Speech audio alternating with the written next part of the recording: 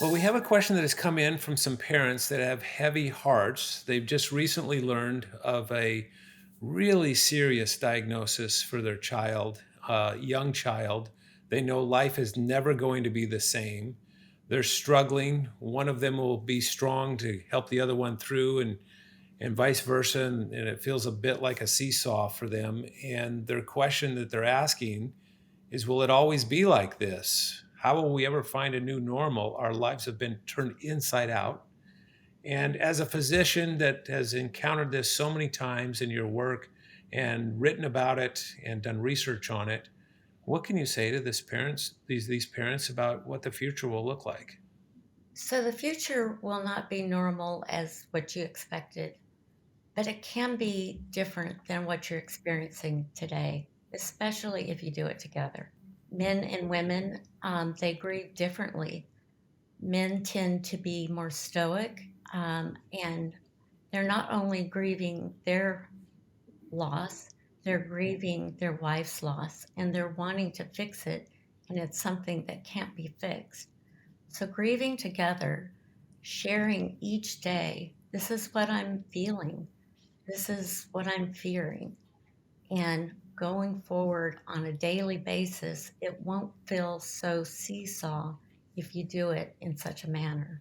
So what I'm hearing you say is that first of all, grieve together, and I think that's, it might sound kind of obvious, but it's not, because so many times we go into our own private area of grief as a husband and wife, and we want to experience something besides that grief, so we don't share it with our partner, thinking maybe that'll help us move beyond it, and it does the very opposite. So I love that. What's the next thing that this couple should do? They should find a shared community because they're experiencing something that most parents are not having to go through.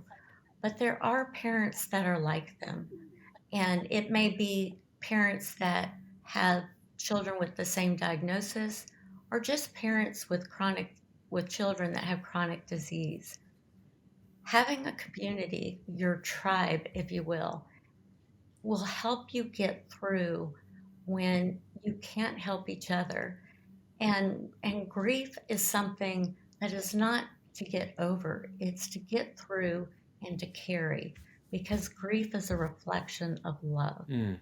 That is so true and so wise. And so, what I'm hearing you say is we need to grieve together, husband and wife, but then also, as a couple, we need to be grieving with other couples. We need to have a community of other couples for that social support, which sometimes, even at the early stages, can feel like, oh, that's the last thing I want to do is be talking to other parents that are in this. But there's something that really is healing about that, isn't it?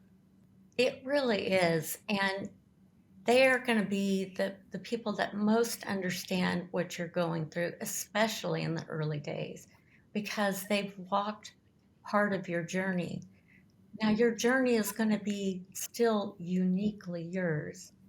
And I want you to be prepared that in this experience, especially, the grief will come in waves, and you'll have what I call little deaths when you see other children that are perhaps going to a prom or getting married, and you know that won't happen for your child. That's a little death.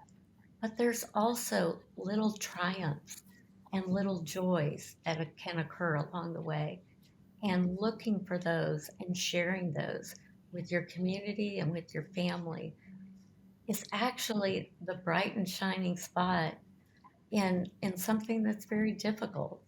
And studies have shown that if you rely upon your faith or your philosophy of life in terms of searching for meaning in suffering, and every faith addresses suffering and how it impacts our lives.